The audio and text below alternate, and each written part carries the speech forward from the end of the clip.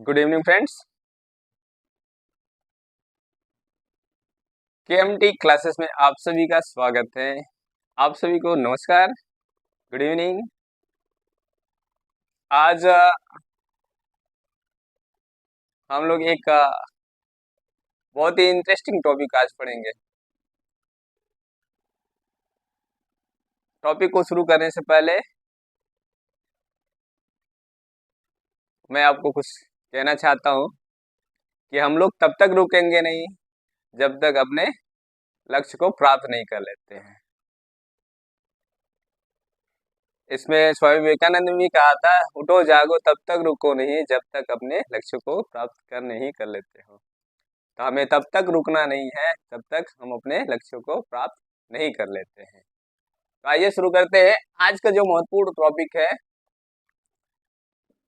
CTET की दृष्टि से सीटेट जूनियर, सीटेट प्राइमरी और साइकोलॉजी की सभी परीक्षाओं में पूछे जाने वाले एक महत्वपूर्ण टॉपिक कोलबर्ग का नैतिक विकास। कोलबर्ग का नैतिक विकास का सिद्धांत, यानी कि नैतिक विकास का सिद्धांत किसने दिया? कोलबर्ग ने दिया। और एक आता है नैतिक विकास का सिद्धांत, मैंने जैसे पिछले वीडियो में बताया था कि प्याजे ने भी एक नैतिक विकास का सिद्धांत दिया है। लेकिन यहाँ पे जो सीटेट के प्रश्नों में पूछे जाते हैं वो कोलबर्ग के नैतिक विकास का सिद्धांत को पूछा जाता है, यानी कोलबर्ग के नैतिक विकास का सिद्धांत।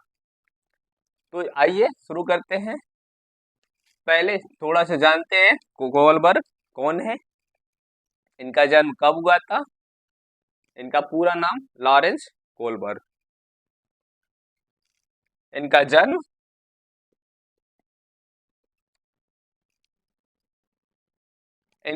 है 1927 से लेके 1987, 27 से 87, यानी 1927 में जन्म हुआ और इतने तक इनकी मृत्यु होगी। और ये निवासी कहाँ के थे?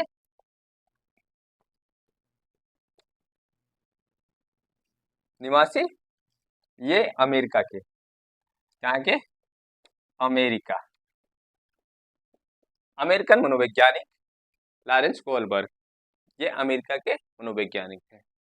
इन्होंने जो अपना सिद्धांत दिया, ये नैतिक विकास का सिद्धांत, इसका प्रतिपादन इन्होंने कब किया है? 1969 में। आप कह सकते हैं प्रतिपादन। इस सिद्धांत का जो प्रतिपादन है 1969 में किया है। अब लेकिन फिर भी 1900 इसमें प्रतिपादन किया, लेकिन बाद में फिर इसको संशोधित किया। वो संशोधित कब किया? जब इनका डेट ऑफ बर्थ कब से लेके कब तक का है? 1927 से 1987 के बीच में। तो इन्होंने इस सिद्धांत का, अपने इस सिद्धांत का प्रतिपादन संशोधित किया, अपने इस विचारों में थोड़ा सा संशोधन किया, परिवर्तन किया 81 से 87 के बीच, 81 से लेकर 84 के बीच में। 1981 से 1984 के बीच में अपने अपने विचारों में संशोधन किया, संशोधित किया, इसे अपने विचारों में मॉडिफिकेशन किया, संशोधित किया कि पहले जब इसमें इतने में इसको प्रतिपादन किया, उसके बाद फिर अपने विचारों में भी संशोधन किया, संशोधित करके फिर विचार प्रस्तुत किया। यहाँ तक क्लियर सभी को? ठीक, आगे बढ़ते। सबसे पहले जानते हैं मोरल क्या होता है, मोरलिटी क्या होता है। सबसे पहले जानते हैं मोरलिटी। इसको हटा दे। ठीक,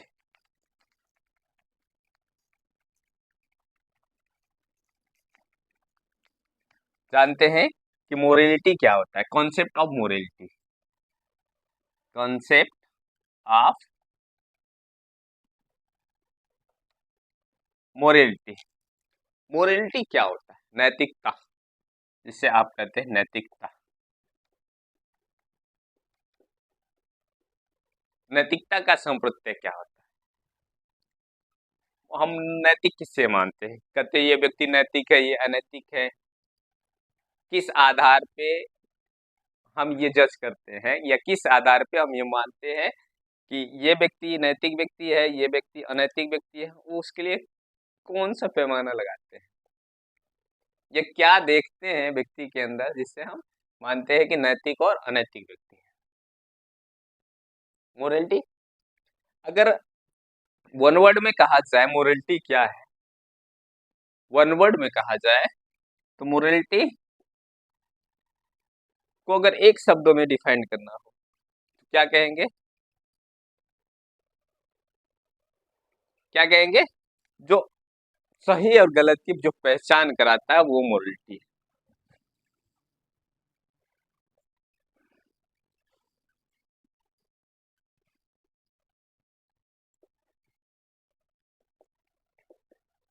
क्या एक शब्दों में कहेंगे तो क्या कहेंगे? सही गलत की पहचान। अगर जो सही गलत की जो पहचान करता है या कराता है उसे हम मोरलिटी कहते हैं। अगर व्यक्ति सही है तो सही है, गलत है तो गलत है। अगर व्यक्ति सत्य है तो सत्य है, असत्य है तो असत्य है, नैतिक है तो नैतिक है, अनैतिक है तो अनैतिक है। जैसे मान लेते, सपोज ये बालक, कहते हैं ना, ये बालक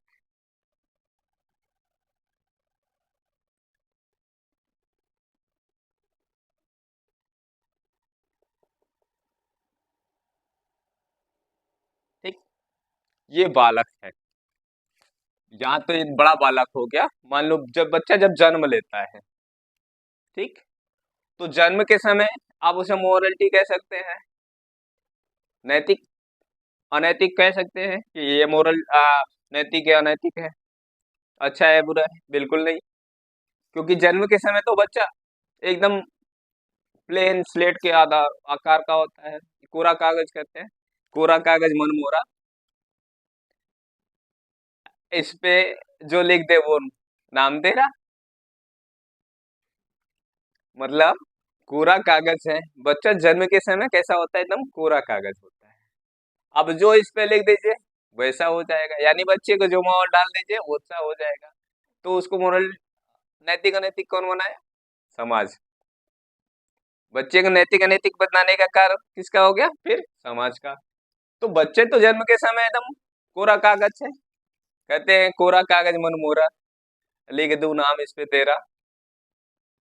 तो वही हाल है, जब बच्चा जन्म लेता है तो जन्म के समय बच्चा एकदम नीट एंड क्लीन, ना नैतिक होता ना अनैतिक, उसे कुछ नहीं कहा जा सकता, ना नैतिक कहा जा सकता ना अनैतिक कहा जा सकता। तो अब इस क्रम में जब बच्चे के जो बढ़ने के क्रम होता है, इसी क्रम में बच्चा जैसे जैसे धीरे धीरे बढ़ता है, वो धीरे धीरे परिवार परिवेश में मिलता है, समाज में मिलता है। तो समाज उसको क्या करता है? नैतिक और अनैतिक बनाने का काम किसका है? समाज का। बच्चा को नैतिक और अनैतिक कौन बनाता है? समाज उसका बच्चे को नैतिक और अनैतिक बनाता है। कहने का तात्पर्य ये है कि अब ये बस इस बच्चे को नैतिक बनाना है या अनैतिक बनाना है। अब इस बच्चे को नैतिक या अनैतिक बनाना है तो इसको वैसा हम समाज देंगे, इसका ऐसा हम परवरिश करेंगे।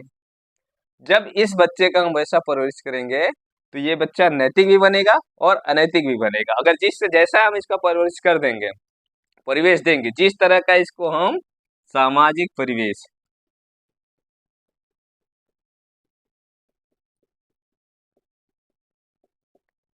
जिस तरह का इसको हम सामाजिक परिवेश देंगे उसी तरह का ये बच्चा बनेगा, नैतिक या अनैतिक। ठीक, तो जैसा हम इसको परिवेश देंगे उसी परिवेश में ये ढलेगा।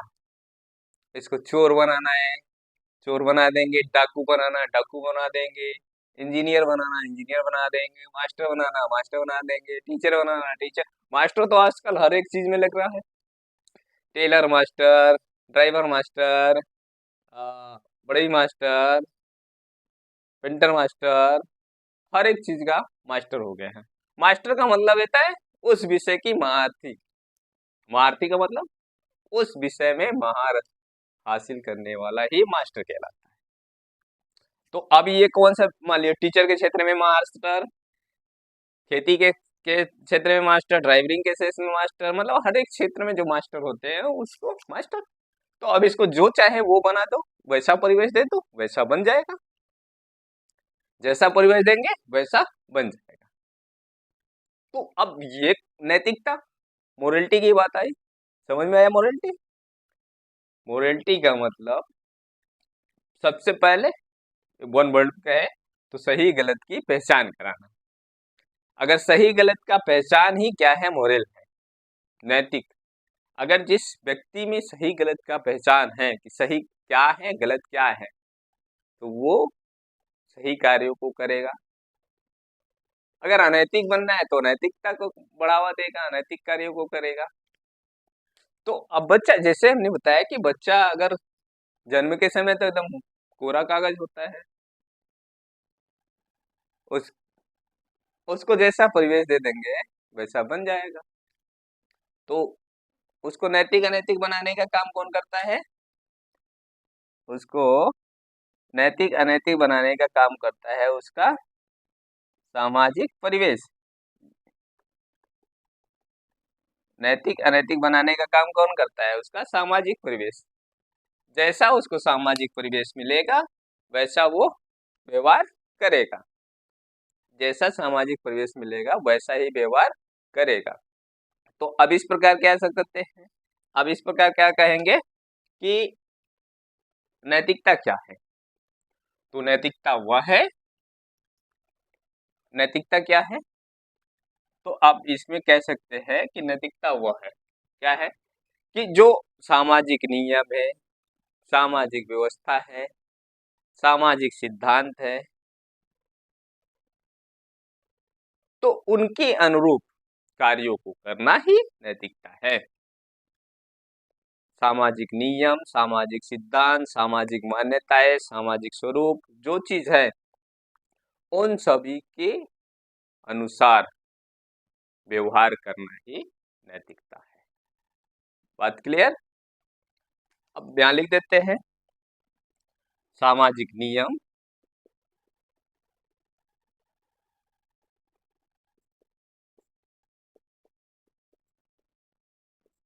सामाजिक नियम, सामाजिक मान्यताएं, सिद्धांत,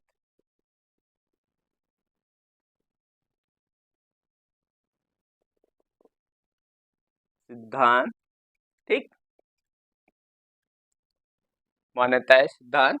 अब जो भी अपेक्षाएं होती हैं, समाज, जो भी सामाजिक अपेक्षाएं रहती हैं, ठीक है, ठीक है, जो भी अपेक्षाएं आप कह सकते हैं, अपेक्षाएं। तो अब इन सभी के अनुरूप, जब इन सभी के अनुरूप बालक या व्यक्ति व्यवहार करता है,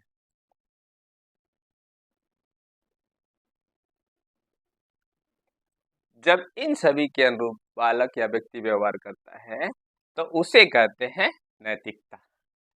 बात क्लियर? नैतिकता। तो अब इसमें थोड़ी सी कुछ बातें हैं, उसको जानते हैं।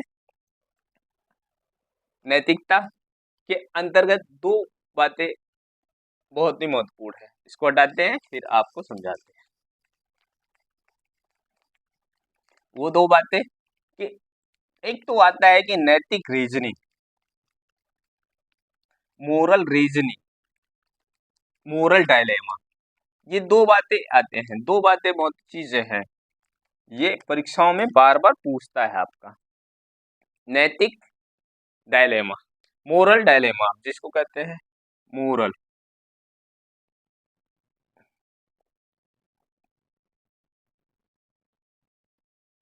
Moral dilemma, double dilemma, DA,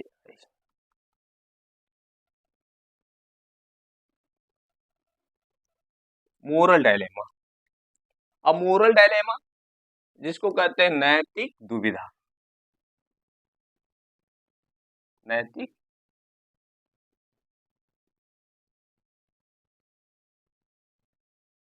नैतिक दुविधा, नैतिक दुविधा। अब यहाँ बात आती है दुविधा का। दुविधा का मतलब आप समझते हैं? दुविधा, दुविधा का मतलब दो विधाओं में पढ़ना। दु यहाँ अब देख लीजिए, नैतिक दुविधा। नैतिकता का मतलब अभी हमने आपको समझाया कि अब जो समाज के द्वारा स्वीकृत नियम, प्रथा, मान्यता, सिद्धांत, उसके अनुरूप कार्य करना, सत्य करना, सही करना, उसको कहते हैं नैतिकता के अंदर आता है। लेकिन यहाँ पे दुविधा, दुविधा का मतलब एक नॉर्मली चीज समझते हैं, जैसे इसको हम याद करने के लिए एक ट्रिक बनाए तो दुविधा का मतलब दो विधाओं में पढ़ना। दो विधाओं का मतलब जैसे आप कह सकते हैं सही और गलत दो विधा हो गए, तो ये अगर दो विधा में पड़ गए कि सही करे या ना करे, तो ये दो विधा हो गया ना। तो अगर कहीं कभी अभी कभी कभी कंडीशन इस तरह की बन जाती है, कंडीशन कभी कभी परिस्थितियां व्यक्ति की ऐसी भी हो जाती हैं, ऐसी भी परिस्थिति आ जाती है कि जहाँ पे गलत कार्य को करना भी पड़ता है, तो वहां पे हम नैतिक डायलेमा में फंस जाते हैं कि करे या ना करे। हमारी मोरलिटी तो हमें असत्य या अनैतिक कार्यों के लिए बाध्य नहीं करती। वो कहती है कि मोरलिटी हमें यही कहता है कि हमें जो सही है वही करना है, गलत कार्यों को नहीं करना है। लेकिन अगर हम वहां पे किसी को, जैसे अब समझे नैतिक दुविधा, अगर किसी को बचाने के लिए हमें झूठ ही बोलना पड़े, मोरलिटी हमको कहता है कि झूठ नहीं बोलना, गलत नहीं करना, अनैतिकता नहीं दिखानी, अनैतिक कार्य नहीं करने, ये मोरलिटी बताता है। अब लेकिन अब हमारा मित्र है, मान लो आपका कोई मित्र है, अब उस मित्र को आपको बचाना है, बस ये कहना है।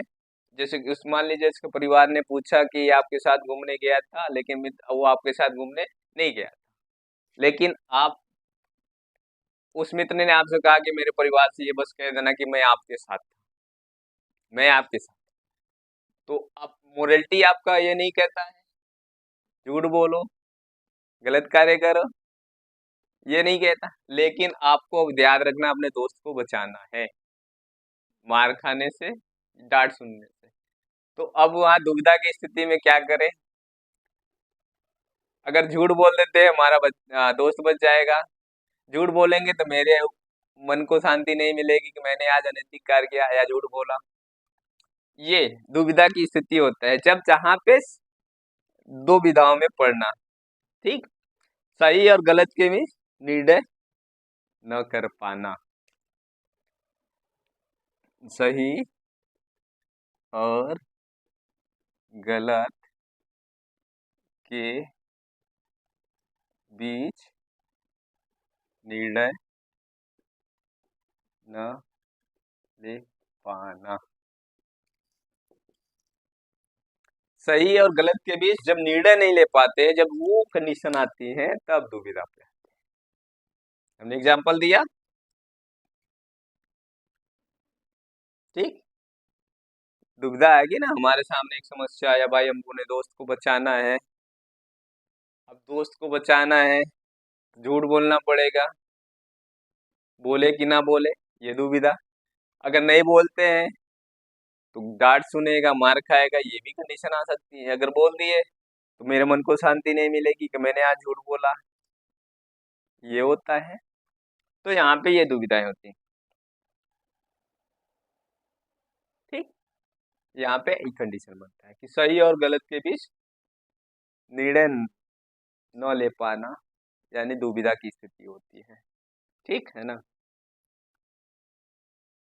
तो इसी को कहते हैं नैतिक दुविधा, कि सही और गलत के बीच निर्णय न ले पाना, दुविधा में फंसना, सही क्या है गलत क्या है। दुविधा का मतलब ही होता है दो विधाओं के बीच फंसे रहना। हम्म। तो ऐसे ही होता है, समस्या है ना हमारे सामने, सही गलत के बीच हम निर्णय नहीं ले पा रहे, यानी दुविधा में फंसे हुए हैं, करे कि नहीं करे। जैसे आप विद्यालय जाने के लिए सोचते हैं कि आज विद्यालय जाएं न जाएं, जाएंगे तो पढ़ेंगे, नहीं जाएंगे तो नहीं पढ़ेंगे, जाए कि ना जाए, उतनी दूर है, ये भी एक दुविधा आपके पास होती है। तो उसी ऐसी समस्या में जब पढ़ते हैं तब उसको कहते हैं मोरल डायलेमा, नैतिक दुविधा। दूसरा आता है मोरल रीजनिंग।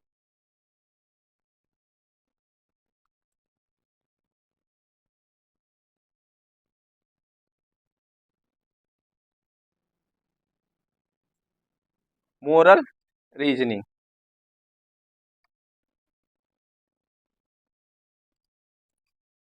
मोरल रीजनिंग, नैतिक तर्कड़ा,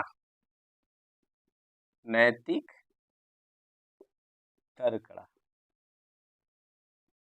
अब इसको तर्कड़ा कहते हैं, तर्क से तर्कड़ा हो गया है मोरल रीजनिंग। अब यहाँ पे देखिए,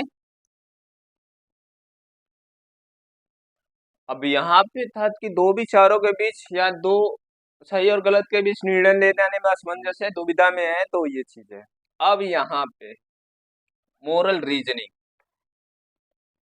कि ये क्या कहता है, दो विचारों के बीच, कोई भी दो विचार है, ठीक है ना, दो विचारों के बीच,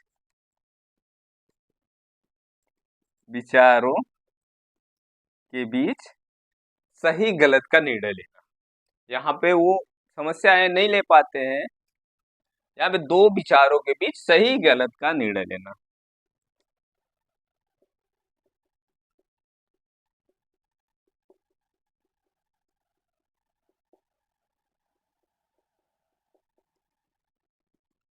अब दो विचारों के मध्य सही गलत का निर्णय लेना, ठीक है, ठीक।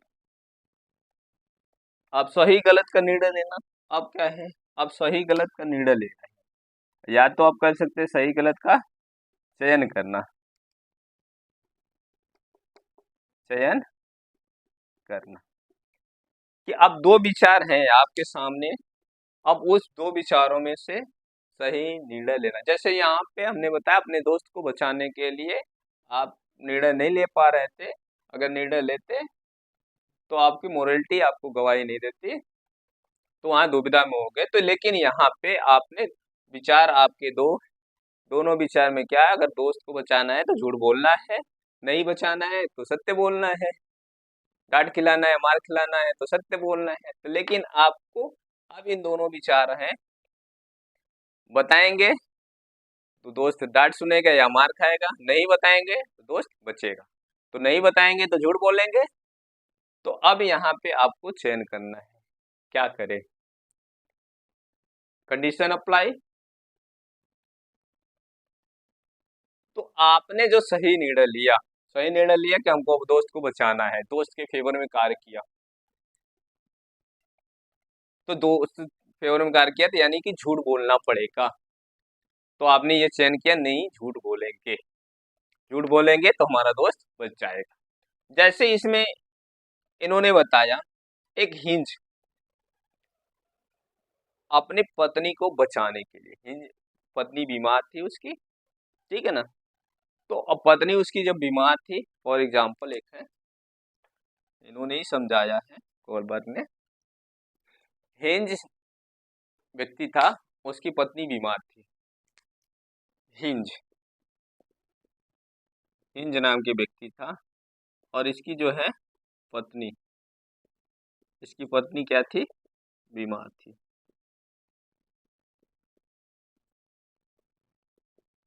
इसकी पत्नी बीमार थी। अब क्या है कि जब इसकी पत्नी बीमार थी तो इस दवा की जरूरत था, ठीक। अब दवा की जरूरत था तो दुकानें बंद हो गई थी, अब दुकानें बंद हो गई तो अब क्या है कि वो दवा मिलेगा तभी इसकी पत्नी की जान बचेगी, अन्यथा मर जाएगी। तो अब इसके सामने है कि भाई दुकानें बंद हैं, तो दुकान मालिक है नहीं, दुकानदार है नहीं, तो अब क्या करे, या तो दुकान में चोरी करे, चोरी करेगा तो दवा लाएगा, तो दवा लाएगा तो इसकी पत्नी बचेगी, चोरी नहीं करेगा, दवा नहीं लाएगा तो इसकी पत्नी मर जाएगी। वही कंडीशन है ना, कंडीशन पर अप्लाई। तो अब क्या करना है भाई, इसको बचाना है, अगर चोरी करेगा, इसकी अनैतिकता की बात करेगा तो चोरी करेगा, चोरी करेगा, नैतिकता तो चोरी करने की इजाजत देता नहीं। लेकिन अगर चोरी करता है तो इसके मन में आएगा भाई ना, चोरी करेंगे तो पुलिस आएगी, पकड़ेगी, जेल ले जाएगी, फांसी देगी, कुछ भी करेगी। ये नैतिकता गवाही नहीं देगा कि चोरी करो, जेल जाओ। लेकिन अब इसमें क्या है, इसने निर्णय लेना पड़ेगा कि हमारे लिए सही क्या है। पत्नी की जान बचाना ज्यादा सही है, तो इसने निर्णय लिया कि पत्नी की जान बचाना है। पत्नी की जान बचाना है तो क्या करेगा, चोरी करेगा। तो चोरी करने का फैसला लिया। तो यहाँ पे वही फैसला हुआ कि दो विचारों के में सही गलत का पहचान करना या फैसला लेना, निर्णय लेना। तो अब वहां पे कंडीशन अप्लाई होती है, हर जगह पे कंडीशन अप्लाई होता है कि हमें अगर दो विचार है, दो विचारों में से बहुत ही ज्यादा इंपॉर्टेंस किसका है, बहुत ही जरूरी किसका है, उस विचारों का जब चयन करते हैं तो वो कहलाता है मोरल रीजनिंग। बात है समझ में। तो आज के लिए इतना ही। इसके नेक्स्ट वीडियो में हम जानेंगे कि कोहलवर ने नैतिक विकास को कुल कितने स्टेज बताए हैं, कितने स्टेजों में बांटा है, इसके लेवल कितने बताए हैं, उन सभी लेवलों को हम लोग नेक्स्ट वीडियो में जानेंगे। तब तक इस चैनल पे अगर आप पहली बार आए हैं, इस वीडियो को पहली बार देख रहे हैं, तो इसको लाइक करें, सब्सक्राइब करें और इस पे कमेंट जरूर करें। इस कमेंट के माध्यम से बताएं कि आज का क्लास कैसा रहा। और अगर आपकी किसी प्रकार की कोई क्वेरीज है तो कमेंट के माध्यम से जरूर बताएं। धन्यवाद।